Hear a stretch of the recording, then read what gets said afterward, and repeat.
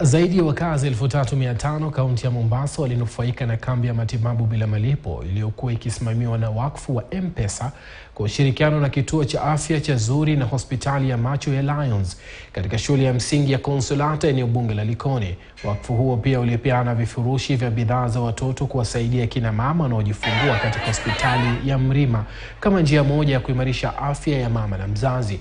Mkurugenzi wa biashara endelevu na mshikamano wa jamii katika kampuni ya Safaricom Karen Basie amesema wataendeleza mipango ya kusaidia jamii kubadilisha maisha na huduma katika sekta ya afya ili kuja karibu na jamii. Baadhi ya huduma za afya zilizotolewa katika kambi hiyo ni tiba ya macho, vipimo vya saratani, vipimo vya kisukari, presha na hata watoto kupewa huduma tofauti. And today we are here in Likoni for our 10th medical camp. And so far, from the time we started the first medical camp in Lamu, we have seen on average 3,000 patients per medical camp. So we are at 30,000 people. And today here we are anticipating 3,000 people, but we are already at 3,500 and it is barely 230. So we have quite a number of people to see. We have children, adults. We've run an eye clinic, a dental clinic. We're able to extract it.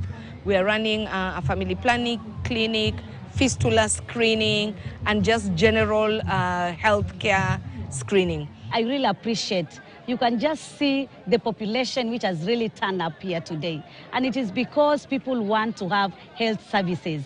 And I want to see that we really appreciate that today our people of Likoni can have some services, even the special services like the issue of fistula.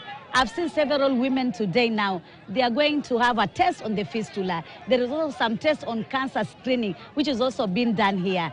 We have also persons with disability. They have some problems. They're also going to have some services. Nilikuja na magonjwa kama matatu. Gongo, macho. Macho nimepimwa, nikaambiwa kwamba kuna utandu. Mpaka niende operation. Wamechukua stakabadhi zangu. Wakaniambia kwamba watanipigia simu niende for further medical attendance. Tukitoka